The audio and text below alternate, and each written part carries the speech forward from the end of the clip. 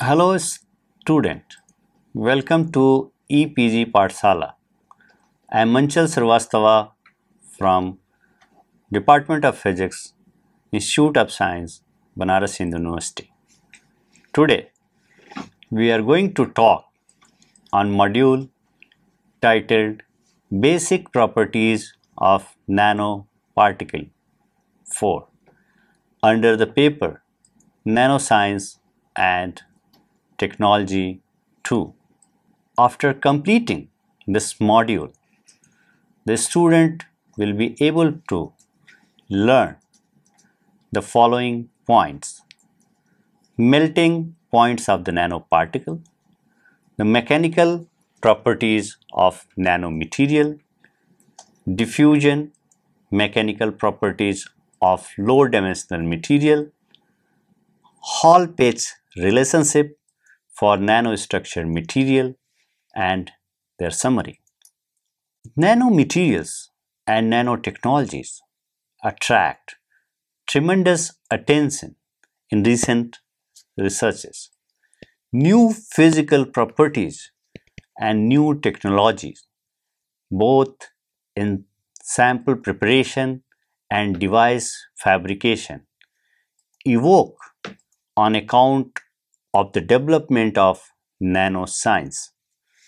Various research fields, including physics, chemists, material scientists, and engineers of mechanical and electrical, are involved in this research. Between the dimension on an atomic scale and the normal dimensions which characterize bulk material is a size range where condensed matter exhibits some remarkable specific properties that may be significantly different from the physical property of bulk materials. Some such peculiar properties are known, but there may be a lot more to be discovered. Some known physical properties of nanomaterials are related to different origin.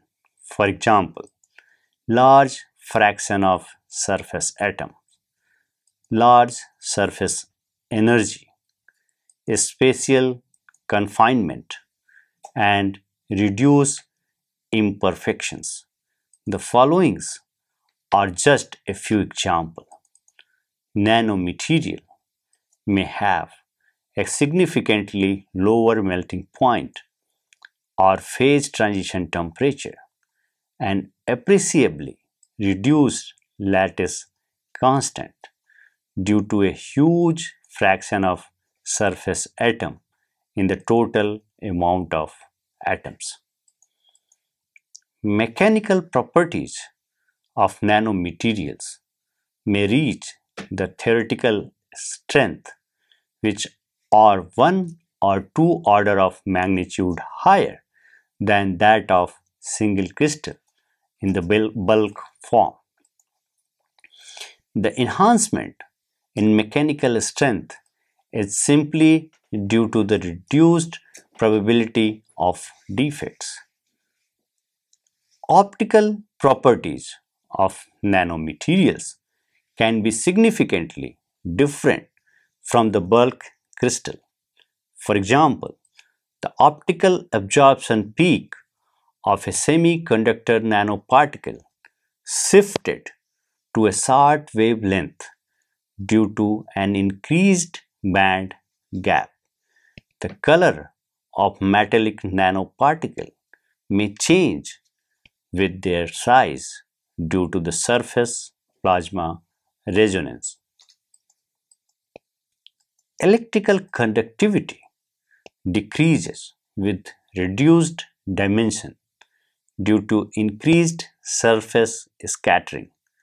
However, electrical conductivity of nanomaterial could also be enhanced appreciably due to the better ordering in microstructure, for example, in polymetric fibrils. I want to discuss the physical properties of nanomaterials. As you know that nanomaterials in which we reduce the sizes. Due to its size reduction, several changes occurs such as its size changes, its shape changes, its specific surface area alters, the aspect ratio also changes drastically.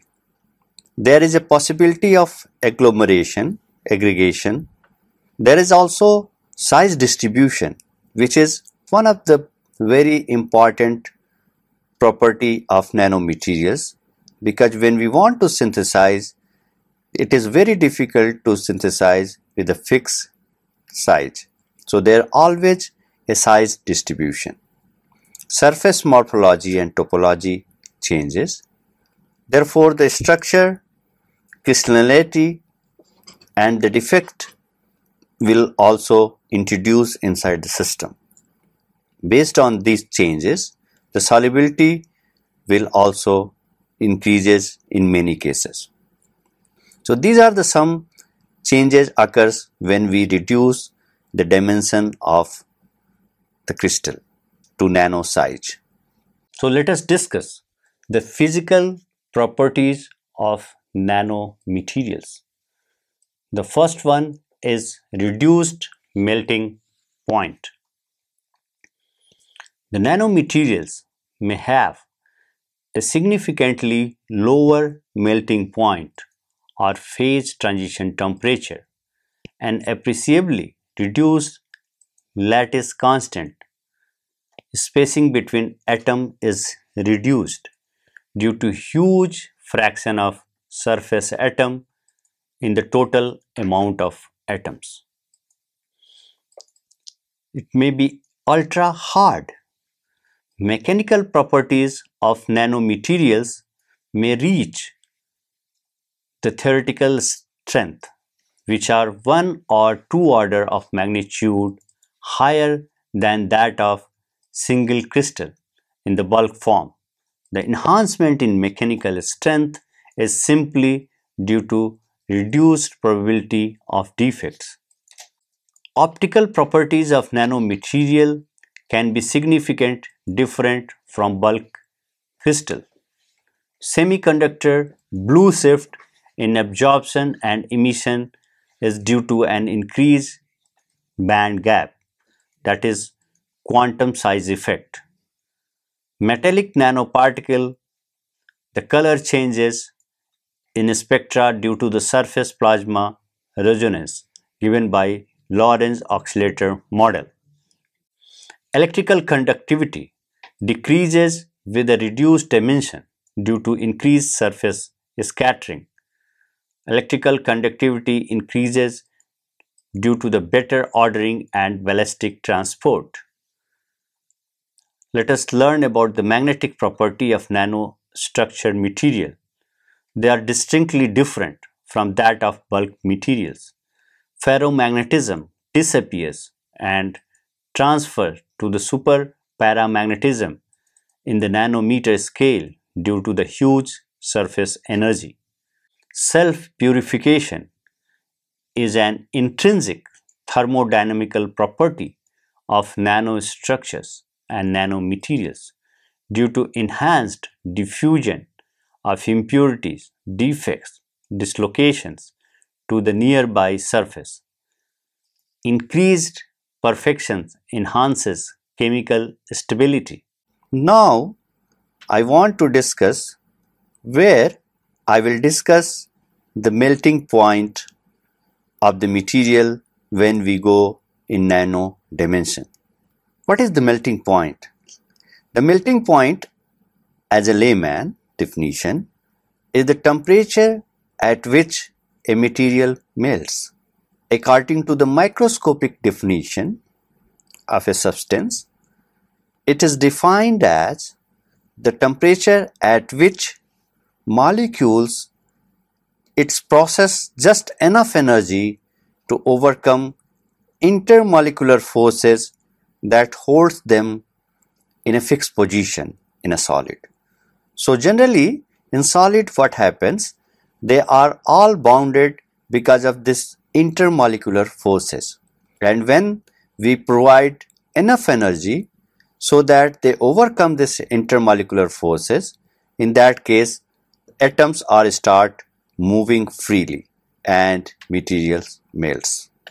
Atom on the surface of a substance requires less energy to move because these are in contact with lesser number of atoms on the substance, while atoms inside the bulk of the sample are surrounded by large number of atoms and requires more energy to move, which is clearly seen in the figure.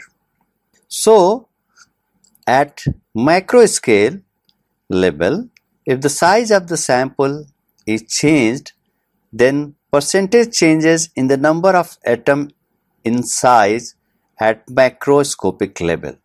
However, at nanoscale level, if the size of the object is changed, then percentage change in number of atoms on the surface is very large.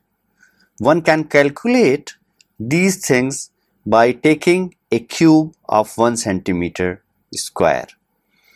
If the size of the cube is 1 centimeter square, the surface area is 6 centimeter square.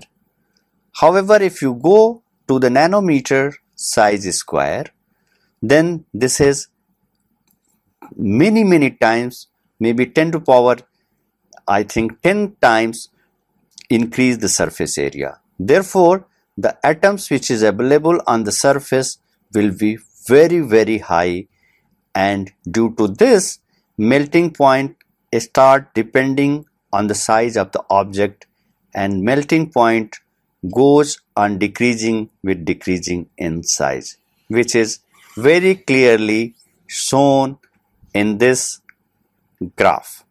When sizes changes, the melting point going down and down. The melting temperature of a bulk material is not dependent on its size. However, as the dimension of a material decreases towards the atomic scale, clearly shown in figure, the melting temperature scale with the material dimension. The decrease in melting temperature can be on the order of tens of hundreds of degrees for metals with nanometer dimension. And this is all because the atoms available on the surface is more and they require less energy to move. Melting point depression, which is called melting point depression, is most evident in nanowires, nanotubes, nanoparticles, which all melts at lower temperatures than bulk amount of the same material. Changes in melting point occurs because nanoscale material have a much larger surface to volume ratio than bulk material, drastically altering their thermodynamic and thermal properties. Here, I will discuss the mechanical properties of nanomaterial. Generally, it is found that mechanical properties of nanomaterial are improved. The nanoscale size of nanomaterials tend to modify many of the mechanical properties of nanostructure materials from the bulk material. An enhancement of mechanical properties of nanomaterials generally result from structural perfection of the materials. Particle size reduction to nanometer size scale poses new technological challenges such as particle agglomeration and debonding from matrix. The role of atomic scale forces, van der Waals attraction, electrostatic repulsion, must also be taken into account to fully understand the mechanics of particle interaction. Improvements in mechanical properties have resulted in major interest in nanocomposite in various automobiles and general industrial applications. Generally, the improvement in mechanical properties is discussed by following two mechanisms. The first one is increased internal perfection, and the second one increased surface perfection. I discuss the internal perfection. Thermodynamically, the imperfection and defects in a material are favorable. For any crystal growth, we need a defect state which lead to a nucleation center and start growing the crystal from that particular point. So this is a favorable situation thermodynamically. These imperfections may be any kind imperfection such as edge dislocation, plane dislocation, etc. Similarly, defects may be point defects, line defects, etc. These defects or imperfections are favored by the bulk material due to stress generated during the synthesis and processing of material due to the temperature gradient and all other inhomogeneity. While we reduce the size of the material, it makes a little possibility to occur at imperfection or defects in crystal. In other words, we can say we are trying to make the crystal perfect, as we know that the cracks in any crystal propagates through the imperfection and defects. If there will not be any imperfection or defects, then crack will not propagate in the crystal and hence the material become stronger than in bulk counterpart. I want to discuss the surface perfection. How the surface perfection increases in case of nanomaterials, which can be discussed in this slide. Like increased internal imperfection, surface of the nanomaterials also increases as the size decreases. Reduction in the size lead to the perfection of the surface. This perfection in surface, which is the reduction of imperfection and defects, lead to improvement of physical properties. Both the mechanism, internal surface perfection and increased internal perfection, are correlated to each other. For example, whisker is grown at a low supersaturation. There are less fluctuations, and hence the internal and the surface of whiskers are more perfect, leading to the improvement of the physical properties. Figure shows the strength of sodium chloride whisker. From the figure, it can be seen that the strength of the whisker is diminished as the size of the whisker is increased. Similar trends are also found for metals, insulator, and semiconductor. It has been seen in case of carbon nanotube. The strength of that tube is increased enormous because of the fact that their surface are perfect.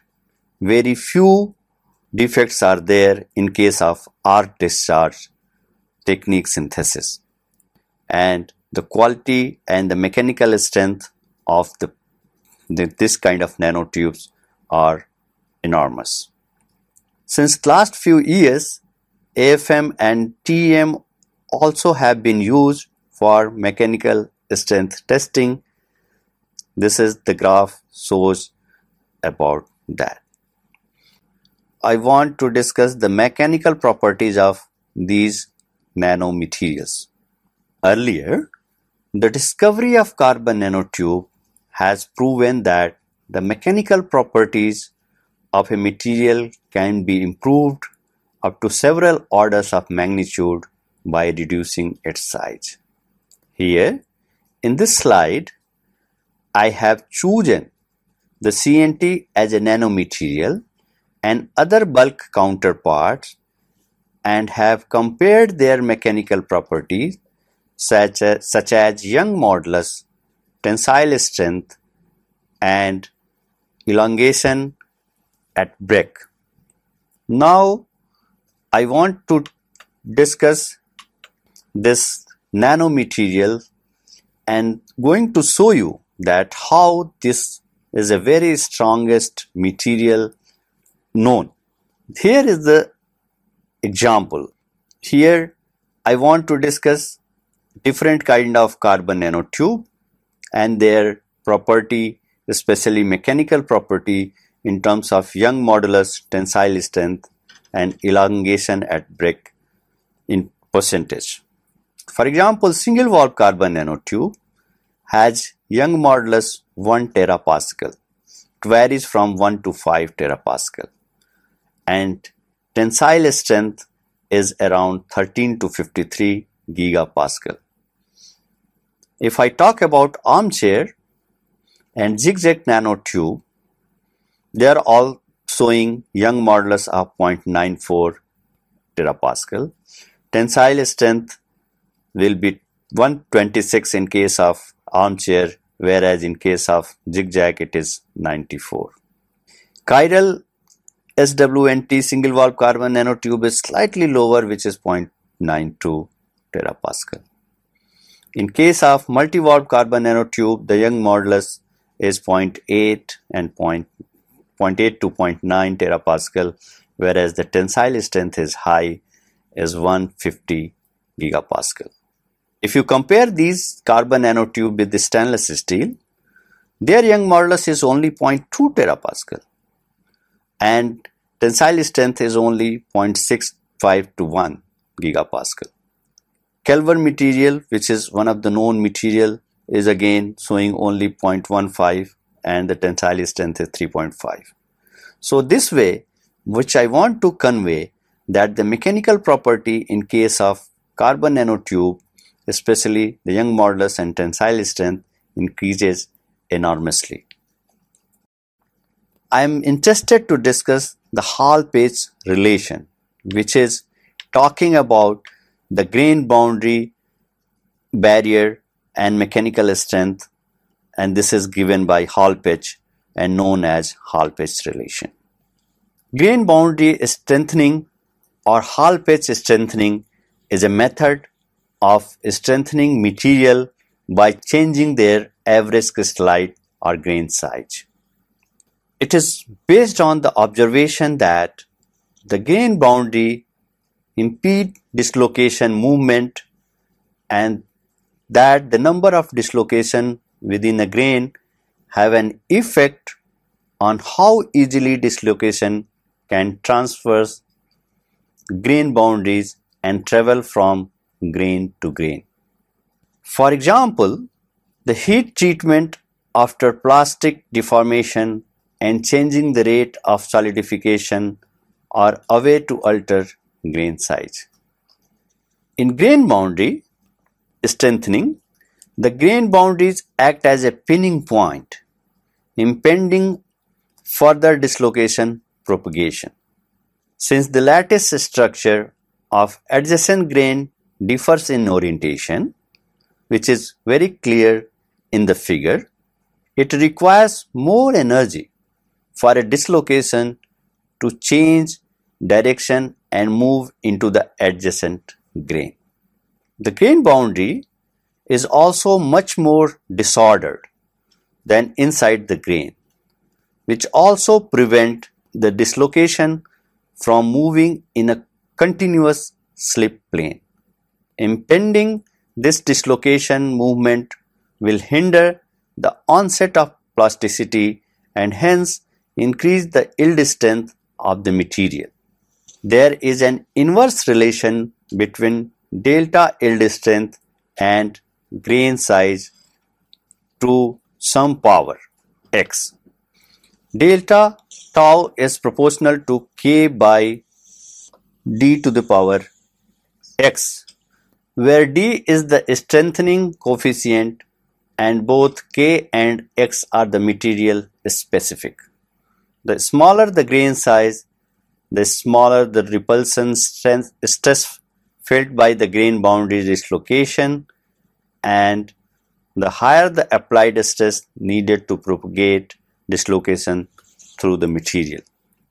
Between yield strength, the relation between yield stress and grain size is described mathematically by Hall-Petch equation. Sigma yield is equal to sigma 0 ky d to the power minus half, where sigma y is the yield strength, sigma 0 is a material constant for the starting stress for dislocation movement, or the resistance of the lattice to dislocation movement. Ky is the strengthening coefficient, a constant specific to each material, and a small d is the average grain diameter. It is important to note that the Hall-Petch relation is an empirical fit to experimental data. That is, the notice that a pileup length of half the grain diameter causes a critical stress for transmission to or generation in an adjacent grain have not been verified by actual observation in the microstructure. Theoretically, a material could be made infinitely strong if the grain are made infinitely small. This is impossible though, because the lower limit of the grain size is a single unit cell of the material. I am discussing grain size strengthening. Applied stress, existing dislocation and generated by Frank Reed source will move through a crystalline lattice until encountering a grain boundary, where the large atomic mismatch between different grain created a repulsive stress field to oppose continued dislocation motion. As more dislocation propagates to this boundary, dislocation pileup occurs as a cluster of dislocation and unable to move past the boundary. As dislocation generates repulsive stress field, each successive dislocation will apply a repulsive force to the dislocation incident within grain boundary.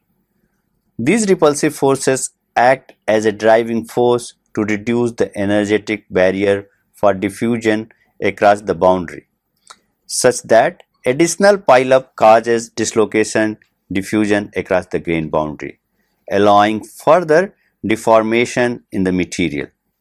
Thus, there is then an inverse relationship between grain size and yield strength as demonstrated by Hall-Petch equation. However, when there is a large direction changes in the orientation of the two adjacent grain, the dislocation may not necessarily move with one grain to the other, but instead create a new source of dislocation in the adjacent grain. The theory remains the same, that more grain boundary creates more opposition to dislocation movement and it turns strengthen the material. As an example, we have chosen copper zinc alloy 70:30 ratio, where we can see that the yield strength is linearly increasing with the reduction of the grain size shown in figure. I am discussing anisotropy in yield strength. Anisotropy in the yield strength may appear due to some rolling and deformation. This generally when people, when the industry make this material, they roll this material, and this anisotropy occurs in the sample. Here in the figure, the anisotropy has been shown. In the first figure, the grains are approximately spherical in shape and are of almost equal size. After rolling, these grains have got different shape and size, elongated in one direction, which is the direction of rolling. Some more examples of the anisotropy in yield strength due to the deformation. Here, examples has been taken for a cylinder of tantalum machined from a rolled plate, fire cylinder at target, and a deformed cylinder. So, my dear student, let us now summarize what we have learned in this module, point by point. So, the first point is that size reduction lead to high surface to volume ratio and hence a depression in the melting point of the nanostructures. When size is reduced, it is very hard to find any imperfection or dislocation within the crystals, and hence mechanical strength of the material increases. Examples of increased mechanical strength nanostructures are carbon nanotube, silicon nanorod, zinc oxide nanorod, etc. The yield strength is given by a very famous Hall-Petch relation. Sigma y is equal to sigma I plus ky d to the power minus half. It holds good for metal or a material with large grain size. For a smaller grain size, Hall-Petch relation is inversed. Thank you.